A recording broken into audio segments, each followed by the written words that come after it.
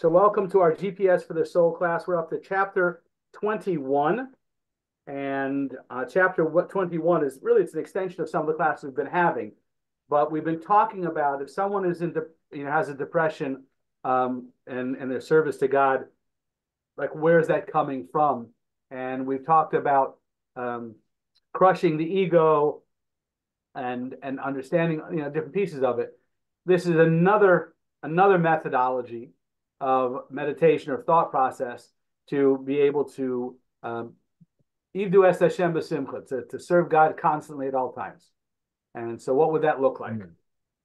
So the idea here is all about relationships. And I shared a story, I think last week, regarding a general who spent a past chief of past national commander, general that had taken the time to befriend a brand new cadet, and like that cadet was on cloud nine for the rest of the conference. It just meant the world to him, and I think that's what it comes down to. Again, is coming down to it's not what we own, what we have, but it's about the relationships that we build, and that's what fulfills us. And of course, the example of we have a lot of heroes come in all kinds of shapes and sizes now. It used to be the military heroes and things like that, but we've also a lot of people have Hollywood heroes or sports heroes or other people that they put up on a pedestal. And when one of those type of people that's up on a pedestal takes the time to care about you, it's an amazing thing. Mm-hmm. I remember personally back in high school, California, senior year of high school, and we were doing a school play, and I had definitely a big piece of the play. I had a primary role in the performance, and I went to Mr. Rice. He was our psychology teacher. And I went to Mr. Rice, and we were trying to sell tickets, right? Because you got to sell tickets to play the house. So I asked him if he was interested in coming, and he said, "I want to be honest with you. I really enjoy theater, but I enjoy professional theater, and I really don't enjoy coming to amateur shows. So I'm going to take a pass on this." Okay, he's honest. That was part of what he was teaching us, We were in high school, and he's the first teacher who said, "I'm going to call you Mr. and Ma'am. And by your last name, I'm not going to be calling you first names because you're all old enough." And so I had a lot of respect for him, and was definitely one of the best teachers my senior year.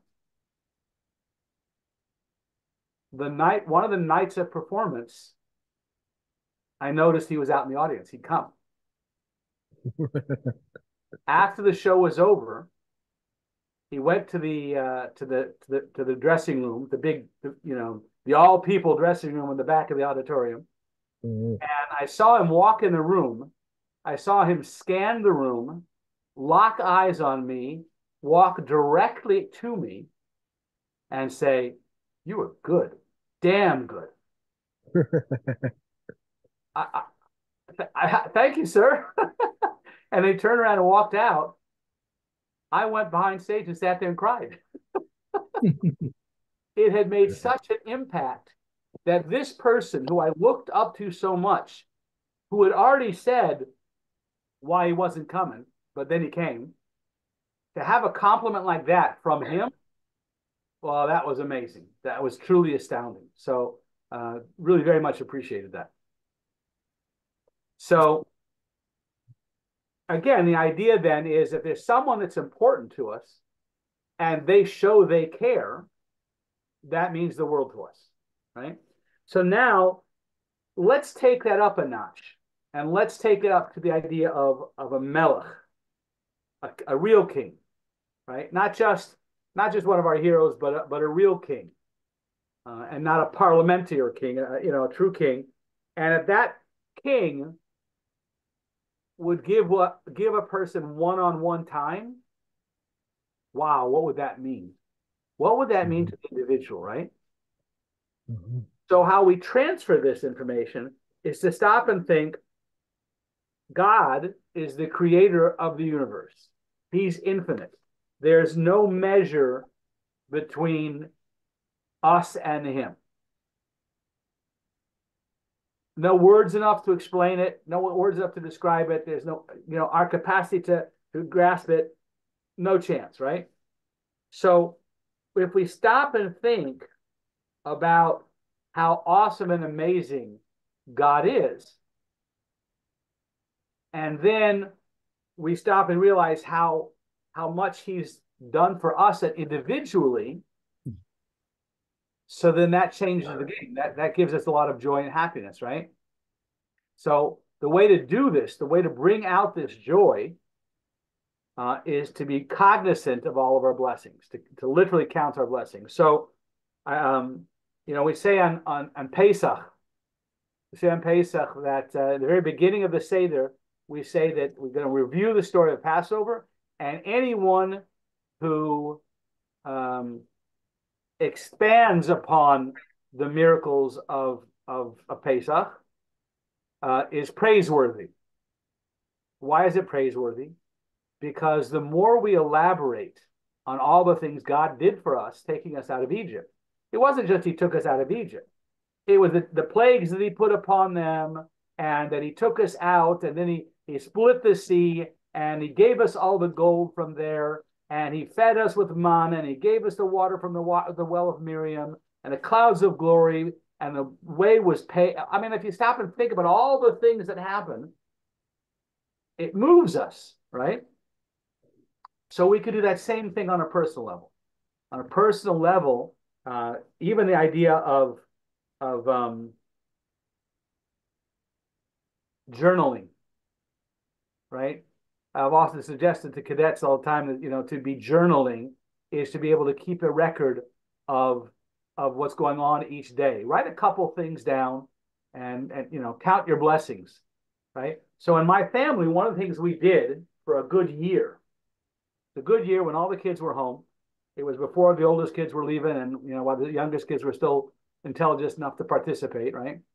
So one of the things we did at the dinner table every night was we went around and everyone had to share a gratitude for the day. And because we were doing this for almost a year, we were able to develop, what does that look like? I had a good day. That doesn't count.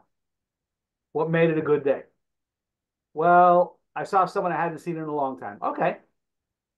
That, oftentimes seeing an old friend gives us a whole new energy. It's exciting, right? So taking the time to practice counting our blessings, all the things that we have been gifted for.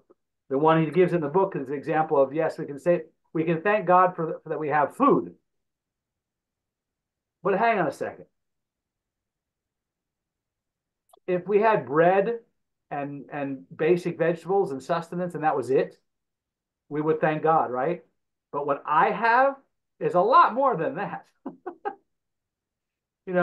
They said of Yehuda Hanasi, the prince of Israel, in his time, how wealthy was Yehuda Hanasi? He ate radishes in winter, which meant he had enough wealth to import fresh vegetables from across the world. Only Right? a root cellar. Pardon? He had a root cellar. A root cellar. Yeah. But the idea then of not only being grateful for that we have food, but the variety and the amount that we have that's available, especially when we consider how many people around the world who don't have, and it's not a shortage of food in the world; it's a distribution problem. And that's a big challenge as well. So what we have to be grateful for, we stop and think about those, right? Every morning, we get up in the morning, we say morning brachas. And the morning blessings, if we pay attention to what we're saying, take a look at those things and be grateful for them, right? One of the fascinating ones, which is kind of funny when we first start saying brachas, but if we stop and think about it, this is pretty awesome. The fact that our body works that we take in food, it processes the energy and gets rid of the excess, that the body actually works. That's like an amazing thing. The body has holes, pores all Yeah. over it, and yet we stay together. Yeah. It's quite an amazing thing. It's an amazing thing that when I want to move my arm, it automatically moves. I don't have to conscientiously think about it. It just works. So there's so many amazing things that we talk about in our morning brachas. And there's so Yeah. many amazing things that we bless God for every day. Think about the blessings for food, right? So we have a few categories. We wash for bread and we make a blessing for bread. But things that are made of grain that help sustain us, we have an extra blessing just for those type of things. We have a blessing for fruits, but we have a special blessing for fruits that are special to Israel. Olives, dates, pomegranates, special fruits to Israel, we have an additional blessing for. So each time we're saying the blessings, we're stopping to say, I'm acknowledging that not only do I have sustenance, but that I have it in a way that's palpable and special.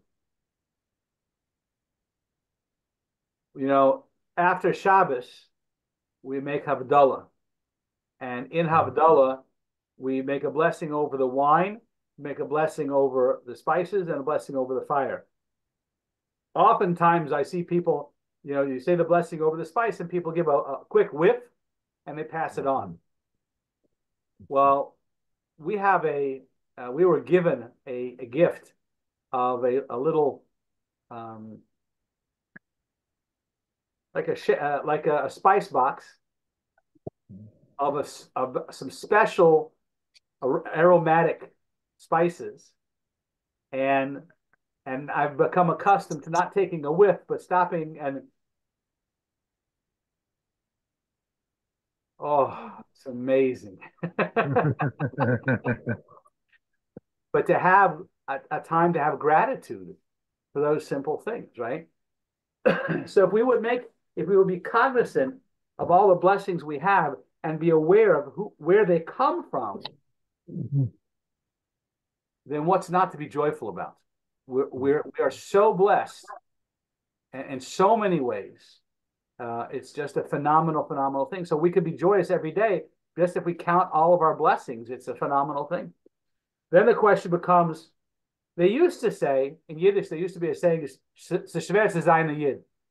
it's difficult to be a Jew.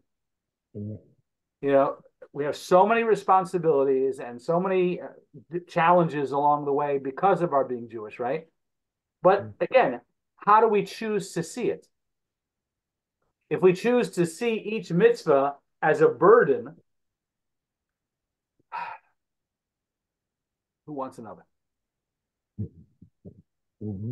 But if each mitzvah is seen as a way to connect with Hashem, to draw attention to our relationship with God, that God sets aside the whole world to focus on the Jewish people and each of us, Befrat, specifically, and we think about that, it's amazing. Every mitzvah brings us closer and closer to God and builds that rapport and that relationship we have with God. Who doesn't want another one? Like counting diamonds. There was a story about it. The Lubavitcher Rebbe was standing on Sundays for hours and hours, and people would line up to receive $1, and the Rebbe would give $1, and you would redeem that dollar by giving charity to some organization, but you'd keep the dollar that the Rebbe handed you specifically. And so the idea that Rebbe had said was that for tzedakah, it will bring Mashiach. Well, there's only so much each person can give to tzedakah and how often you can give. But the Rebbe changed the game. It's not just about you giving tzedakah, where there's a giver and there's a receiver. Let's add an intermediary. There's a person who gives you $1 and asks you to find out where it should go, and then you donate it. Now we've added 33.33% to the mitzvah of tzedakah, right? And so that's just increasing the way of tzedakah is happening. So the Rebbe would stand for hours greeting individual people to give them hand to hand $1 bill that they should go do the mitzvah tzedakah. The Rebbe spent hours and hours. There was one gal who was waiting in line for like an hour and a half or something to her turn. When Mhm. she finally got up to the Rebbe, she said, Rebbe, I've been standing in line for an hour and a half. I am exhausted. How do you do it the whole day? And the Rebbe smiled and he said, you don't get tired counting diamonds. Every Jew is a diamond. Every Jew is precious. You don't get tired counting diamonds, right? And so again, when we look at our mitzvahs and we perceive them as diamonds, then it's a very very easy way to be collect more and more, right? Mhm. Absolutely want to shoot for another one. So when we think about this relationship that we have with Hakadosh Baruch Hu, that we have with God, it's very close related. It's like a parent to a child, right? So think about the times when you see the kids get all excited because they get to do something for a parent or for a teacher, right? They get all excited. I remember this is years ago, but to have the opportunity to clean the chalkboard wipers after school, what a messy job. But people would vie for that, right? It wasn't the job, it was the opportunity to do something for the teacher. Mhm. Again, it's the rapport, it's the relationship. So when we see how happy a child is for the opportunity to make a parent or a teacher happy, we have to stop and realize that every time we do a mitzvah, we have this opportunity, this unique opportunity to do something for God. How to make your day, right? To be able to do something for God and to know that He cherishes this, He appreciates this. When we say about karbonos, bringing karbonos, sacrifices on the mizbeach, on the altar, right? Why does it bring a reach nichayach, a pleasing flavor, a pleasing fragrance to God, burning on the altar? What's pleasing about the smell of the roasted meat? Okay, it's roasted meat. We all get that, but for God, no. The reach nichayach is that He asked us to bring karbonos, and we chose to do so. That's what excites God. That's what God appreciates, is that He knows we have a Yetzer Hara. We know we have to live in this world. We know we're living in Gullus, and yet we choose to do a mitzvah. Wow. Wow. How amazing, right? So when we realize that we get to do that for God, that's totally exciting. That's totally exciting. So it used to be in the times of the Beis Hamikdash, you could go to the Beis Hamikdash and do your karbonos. You could bring a sacrifice, right? We don't have that now. But what we do have is the same concept, the opportunity to do something that connects us with God. God asks us to do something. We get to do that. That's an amazing, wonderful opportunity. And so, what are the things that God asks us to do? Torah and mitzvahs. Learn Torah and do mitzvahs. So, for like the kid who's excited because mom asked if you bring a glass of water, and he runs to get a glass of water and brings it back because he got to do something for mommy. That's exciting, right? We get to do a mitzvah for God. Give me another one. Give me another one. I had an interesting story. Recently, my wife went to visit one of our other children and took one of the grandkids with her to go visit her cousin. So obviously, Grandma Bubby spent quality time at the airport, on the flight, while out of town, and then coming back. They spent a lot of quality time with this kid. The day after, they're back in town. My wife had gone shopping. She came back, and this kid ran outside to help bring the groceries in. Hadn't happened before, has happened again since. What was the difference? The relationship, the time, the quality time spent together. So the time we spend learning Torah, the time we spend davening, the time we spend doing mitzvahs, all of this is building up our relationship with God, the opportunity to serve God in different ways.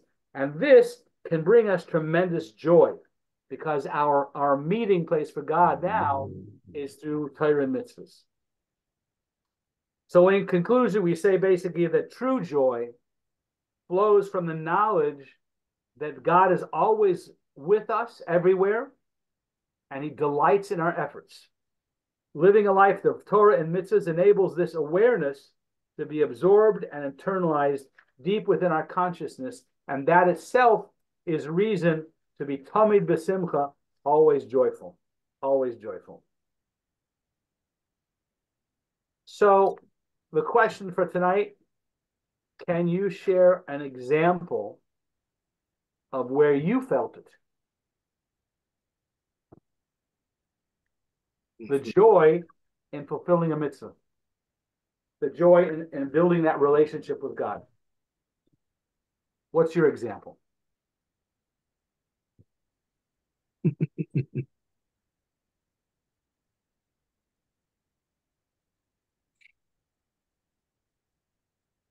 David, you'll have to unmute for us to hear you. My example is to follow the Rebbe's example. Every time I have a chance to engage with children and their parents, I get to ask the child, have you given your mommy or your tati a proper hug today? And if not, you should give them one because they're sad not to have one. And that child turns around and hugs their parent. Both their faces light up. So it's the challenge of telling the child, you have the chance to do something for your parents, which they just can't wait to do, and then allowing the parents to make that connection back to the child, because they're always teaching the child, but to make that contact with the child like that, they just light up. Nice. And every time we do a mitzvah, that's the same thing. So I challenge everyone here, next time you see a child and a parent, engage that child and ask that child, have you given the parent a proper hug today? And just step back and watch what happens. Be careful these days. It's not always welcome. Yep. Well, I'm saying, yeah, if you have the opportunity, if it's not welcome, they don't want you to engage the child, or the child doesn't want to talk to you, then nowadays we start with a parent, and then what I have a tendency to do, if I come across, say, a mother and a very cute little kid helping, I address them both and compliment her on the little helper, and that usually lights both of them up. Right. Yeah. Absolutely. I mean, if it's at a grocery store, I'll ask the child if the child is helping mommy shop. Yeah, there you go. Yeah. Yeah. Usually, if I see one pushing the cart with mom, under the mom's feet, I usually comment on the little outboard motor that she has. I love kids. They're so damn cute. Unfortunately, all of mine are grown, and even the grandkids are now getting to the point where they're teenagers and preteen. It happens so fast. Yeah, it does. It does. And sometimes you have to challenge those teens and preteens on giving their parents a hug, because sometimes they think they're too old. True. But it's a good muscle, a good example, because the idea of every mitzvah that we do is giving God a hug. It's a good example.